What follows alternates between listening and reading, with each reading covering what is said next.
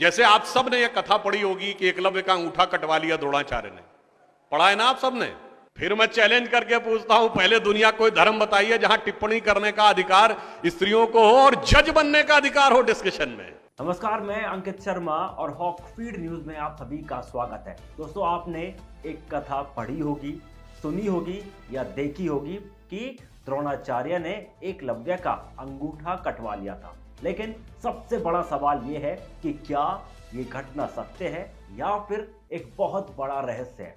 इस मामले से पर्दा उठाने का काम किया है आज भारतीय जनता पार्टी के जाने माने नेता डॉक्टर सुधांशु त्रिवेदी ने। जी हाँ, इस वीडियो के माध्यम से उन्होंने जो ज्ञान दिया है, जो भरपूर ज्ञान दिया है, यकीन मानिए ये ज्ञान सुनकर हर हिंदू का सीना जो है वो गर्व से फूल उठेगा। मैं ये नहीं कहूँगा कि आप ये वीडियो शेयर करिए, लेकिन जब आप ये वीडियो देखेंगे तो यकीन मानिए आप शेयर करने के लिए खुद मजबूर हो जाएंगे। तो फटाफट आप इस वीडियो पर नजर डालिए। कुछ एक झूठ हमारे दिमागों में बैठा दिए जाते हैं। जैसे आप सब ने यह कथा पढ़ी होगी कि एकलव्य का अंगूठा कटवा लिया द्रोणाचार्य ने। पढ़ा है ना आप सब ने? पर ये बताइए कितनों ने महाभारत में स्वयं पढ़ा है? मेरे विचार से हम में से किसी ने भी कभी महाभारत में वह प्रसंग पढ़ा ही नहीं होगा एकलव्य वाला। और अगर हम यह भी विनम्रता से पूछे कि महाभारत के कौन से चैप्टर में है, तो भी शायद हम में से किसी को ध्यान नहीं होगा कि महाभारत के वन पर्व में एकलव्य का उल्लेख है। मगर देखिए मार्क्स और मैकाले का प्रभाव कि हमारे दिमागों में ऐसा भरा हुआ है कि हम ग्लानि से आबद्ध हैं बगैर पढ़े हुए। अब मैं आपसे कहूंगा, जाइएगा, जाकर पढ़िएगा। अवेलेबल हो तो इंटरनेट पे जाके सर्च कर लीजिएगा, ना हो तो राम जो महाभारत सीरियल आया था उसका एपिसोड जाके यूट्यूब पे देख लीजिएगा। कि किस्सा ये था कि जब आपको चाहे आपने कथा सुनी होगी कि कुत्ते का मुंह बाणों से भर गया था, जो एकलव्य ने तीर चलाए थे, और जब वह तीर अर्जुन निकालते हैं तो उस कुत्ते के मुंह में एक खरोंच तक उस बाण से नहीं आई होती है, तो वो चौंक जाते हैं क्योंकि ये सामान्य तीर नहीं है। उन्होंने कहा तो दिव्य अस्त्र है कि मुंह में पूरा तीर से भर गया मुंह और इसके बाद भी एक खरोच नहीं आई। आप कहेंगे दिव्यास्त्र का मतलब क्या? दिव्यास्त्र का मतलब यह है, जैसे रशिया यूक्रेन की लड़ाई चल रही है ना, इससे पहले मिडिल ईस्ट की लड़ाई देती थी, तो जो मिसाइल जाती है वो लेजर गाइडेड जाती है। जिस बिल्डिंग पे गिरना उसी बिल्डिंग पे गिरती है, अगल बगल पे नहीं गिरती, क्योंकि the direction is precise to the meters. पर अगर मुंह के अंदर जाए और खाल पर खरोच ना आए, इसका मतलब it is so much strongly guided that it is precision to the micrometers. तो जब ये वो देखते हैं ये दिव्यास्त्र चलाना, तो उन्होंने कहा दिव्यास्त्र राजा चला सकता है, ये कैसे सीखा इसने? तो जब द्रोणाचार्य उससे पूछते हैं कि तुमने ये किससे सीखा, तो कहता आपसे सीखा गुरुजी। कहते मैं तो तुम्हें जानता नहीं बालक, तुम अपना परिचय दो। अब यहीं पर बिंदु है। एकलव्य क्या कहता है? मैं मगध नरेश जरासंध के प्रधान सेनापति हिरण्यधनु का पुत्र एकलव्य। अरे वो मगध के chief of the arm forces का बेटा था। यदि आप ये कह रहे हैं कि वनवासी था, तो ये भी पूरा वाक्य तो पूरा करो कि वो सेना अध्यक्ष था। मगर देखिए कितनी चालाकी से छुपा लिया आधे तथ्य को, और उसके बाद हमारे दिमागों में भर दिया कि ये बहुत गलत किया गया। बताइए, हमारे हिंदू धर्म के दो महाकाव्य, रामायण और महाभारत, दोनों का रचयिता कौन? रामायण का रचयिता महर्षि वाल्मीकि, जो संस्कृत के आदि कवि माने जाते हैं। आज जो वाल्मीकि समुदाय है वो किसमें आता है? शेड्यूल कास्ट में।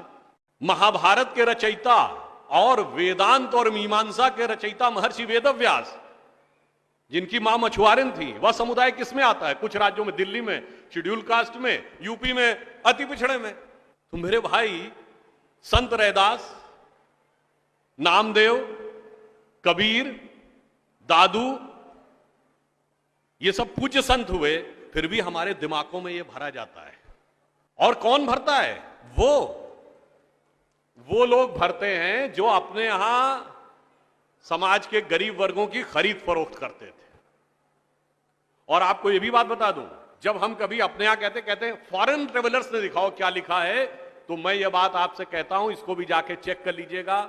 किसी फॉरेन ट्रेवलर का सबसे ऑथेंटिक जो रेफरेंस माना जाता है, वो चंद्रगुप्त मौर्य के समय में मेगस्थनीज आया था ग्रीस से, जिसने अपनी किताब लिखी है इंडिका, आज से 2300 साल पहले। वो इंडिका किताब आज उपलब्ध नहीं है, मगर उसके उद्धरण तमाम जगहों पे हैं, तो प्रूवन है किताब थी। उसने भारतीय समाज में व्यवस्था का वर्णन करते हुए लिखा है कि यहां पर 7 जातियां हैं, मगर महत्वपूर्ण बात यह है यहां इतनी समरसता, इतना सामंजस्य है कि यूनान के समाज के समान यहां कोई समाज का ऐसा वर्ग नहीं है जिसके साथ शोषण या भेदभाव किया जाता हो। ये एक विदेशी लिख रहा है। और मैं एक और बात आपसे बताना चाहता हूं, बहुतों को नहीं पता होगा, गांव में पंचायत होती है ना, ये पंचायत में 5 की संख्या कहां से आती है? ये 4 या 6 क्यों नहीं? 5 की संख्या जानते कहां से आती है? 4 वर्ण माने गए थे, तो किसी भी गांव में निर्णय लेना होगा तो चारों वर्णों का एक एक प्रतिनिधि होगा, और 5वां जानते कौन होगा? गांव के बाहरी क्षेत्रों में रहने वाले वो वनवासी जो प्रत्यक्ष रूप से गांव का हिस्सा नहीं है, पर हमारे निर्णय का प्रभाव उनके जीवन पर भी पड़ेगा, तो 5वां प्रतिनिधि उनका होगा। वहां से यह पंचायत का भाव आता है। और फिर मैं आपसे कहना चाहता हूं, हमारे दिमाग में एक और चीज भर दी गई कि जाति व्यवस्था हमने बनाई। आपको पता है कास्ट शब्द कहां से आया? ये कास्ट अंग्रेजी का शब्द नहीं है, ये पुर्तगीज भाषा का शब्द है। और 1931 में जो अंतिम जनगणना जाति के आधार पर, उसमें 4114 जातियां हैं हिंदू समाज में, जिसमें अब 6000 बताई जाती हैं। मैं चैलेंज करके पूछता हूं, कोई दिखाओ तो किसी धर्म ग्रंथ में 6000 जातियां लिखी हो, और जहां लिखी उसमें इससे ऊंचे ये, इनके नीचे ये ऊंचा ये नीचा, कौन से धर्म ग्रंथ में लिखा है? ये माली ऊंचे की तेली ऊंचे, सुनार ऊंचे कि लोहार ऊंचे, कहां लिखा है? जानते हैं कहां लिखा है? एक British census commissioner Herbert Risley द्वारा किए गए सेंसस में हिंदू समाज को जातियों में विभाजित करके ऊपर से नीचे तक लिखा गया, और फिर वो हमारे ऊपर अध्यारोपित कर दिया गया है। हमारे दिमागों में कैसी कैसी बातें भरी जाती हैं। एक थोड़ा लिबर्टी लेते हुए ये भी कहना चाहूंगा, महिलाओं को पढ़ने का अधिकार नहीं दिया जाता था। अब ये बताइए, हमारे यहां दिल्ली में लोगों को ध्यान नहीं होता है, आप लोगों ने मैत्री कॉलेज और गार्गी कॉलेज है ना, ये मैत्री और गार्गी कौन थी? ये वैदिक काल की 20-22 विदुषी स्त्रियों में से एक हैं। गार्गी ने ऋषि याज्ञवल्क्य के साथ शास्त्रार्थ किया। फिर मैं चैलेंज करके कहता हूं, दुनिया में कोई दूसरा धर्म संस्कृति बताइए जहां धर्म पे टिप्पणी करने का अधिकार किसी महिला को हो और किसी धर्म के ज्ञाता के साथ शास्त्रार्थ करने का अधिकार। फिर हमको समझाया जाता है कि हमारे यहां बराबरी नहीं थी। अरे आप सबको याद हो, सबसे प्रख्यात शास्त्रार्थ कौन सा है? आचार्य मंडन मिश्र और आदि शंकराचार्य के बीच में। दोनों के बीच में जो शास्त्रार्थ हुआ, उसका जज कौन था? आचार्य मंडन मिश्र की पत्नी उभय भारती। फिर मैं चैलेंज करके पूछता हूं, पहले दुनिया कोई धर्म बताइए जहां टिप्पणी करने का अधिकार स्त्रियों को हो और जज बनने का अधिकार हो डिस्कशन में। उसके बाद हमसे कहते हैं कि साहब बराबरी नहीं थी।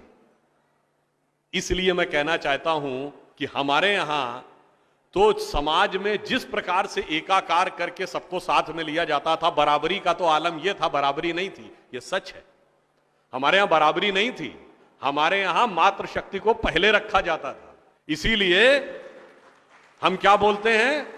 सीताराम, सीता पहले राम बाद में।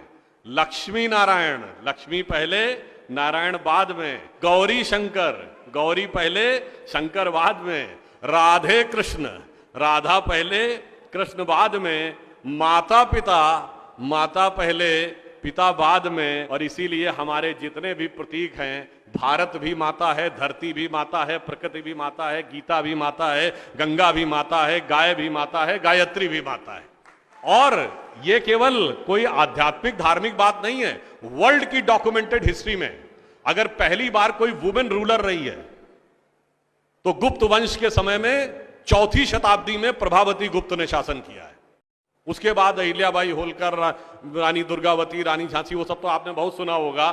अब वो लोग आके हमको समझाते हैं कि बराबरी नहीं। वीडियो आपने देख लिया दोस्तों, देश हित चैनल हॉकफीड को अभी सब्सक्राइब करें और बेल आइकन जरूर दबाएं। फिलहाल के लिए जय हिंद, जय भारत, नमस्कार।